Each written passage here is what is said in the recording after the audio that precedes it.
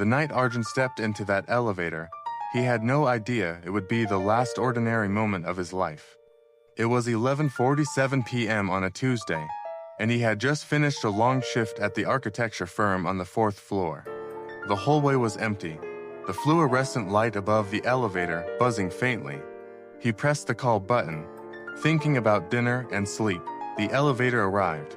He stepped inside, pressed G, and the doors slid shut. It began to descend, then stopped abruptly.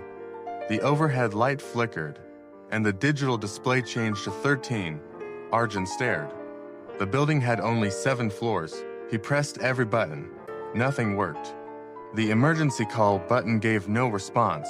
Then he heard footsteps outside the doors, slow, deliberate, approaching. They stopped directly in front of him. 3 knocks followed, evenly spaced.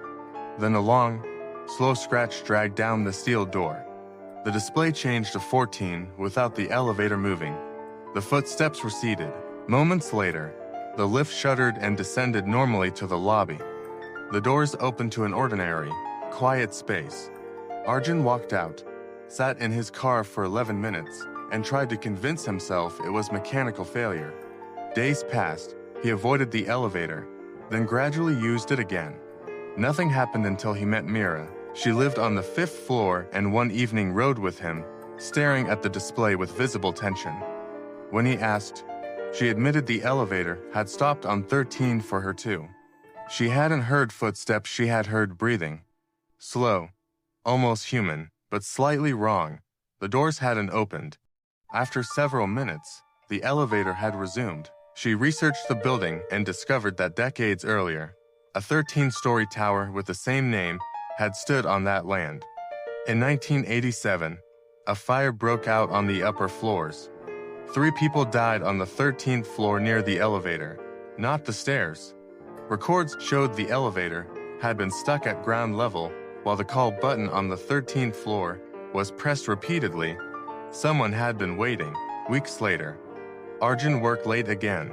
The elevator stopped at 13. Footsteps approached. This time, a distant, wordless voice echoed from beyond the doors, a sound filled not with anger, but with loneliness. Arjun pressed the door open button.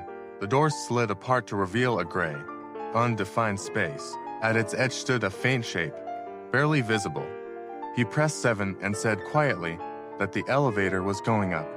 After a moment, the air shifted as if something stepped inside. The doors closed.